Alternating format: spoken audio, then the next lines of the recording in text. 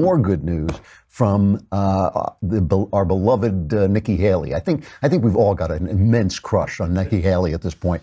I started this. I mean, I found it was like S&M porn, watching watching a beautiful woman slap around the UN. But she is terrific, and she and Mike Pompeo announced what is absolutely great news, that the U.S. is pulling out of the UN Human Rights Council. That,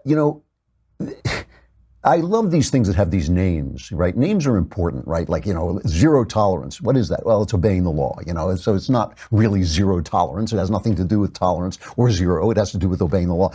What is it? The Human Rights Council? It is a council for attacking Israel. They have condemned Israel close to 70 times, right? They've attacked Syria. This tells you everything you need to know. 20 times. Okay, they've attacked Iran 6 times, Israel 70 times, free country, human rights, rights for women, rights for minorities, all that stuff 68 times. I'm sorry, the Human Rights Council has condemned them. So here is Nikki Haley talking about the fact that she went to them a year ago and begged them to reform, and basically said, hey, reform or we're out. This is cut number 4. One of our central goals was to prevent the world's worst human rights abusers from gaining Human Rights Council membership. What happened? In the past year, the Democratic Republic of Congo was elected as a member. The DRC is widely known to have one of the worst human rights records in the world. Even as it was being elected to membership in the Human Rights Council, mass graves continued to be discovered in the Congo. Another of our goals was to stop the Council from protecting the world's worst human rights abusers. What happened? The Council would not even have a meeting on the human rights conditions in Venezuela. Why? Because Venezuela is a member of the Human Rights Council, as is Cuba, as is China. Similarly, the Council failed to respond in December and January when the Iranian regime killed and arrested hundreds of citizens simply for expressing their views. I'm glad that she can't pronounce the word similarly either, because I can't either. Similarly, I can't pronounce similarly.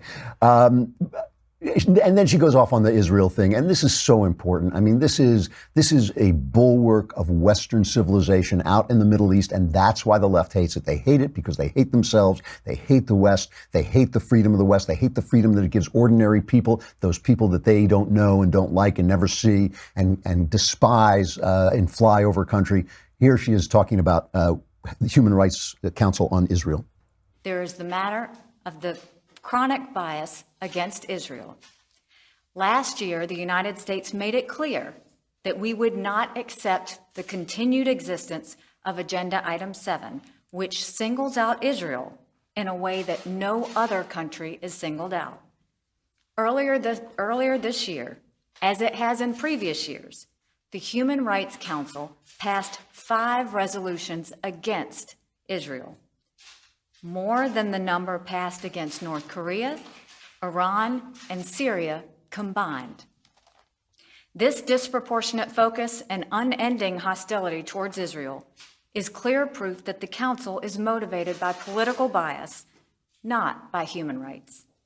Excellent news that we're pulling out of that. I think we should pull out of the entire UN. I'm sure there's some argument against, but I can't think of it offhand.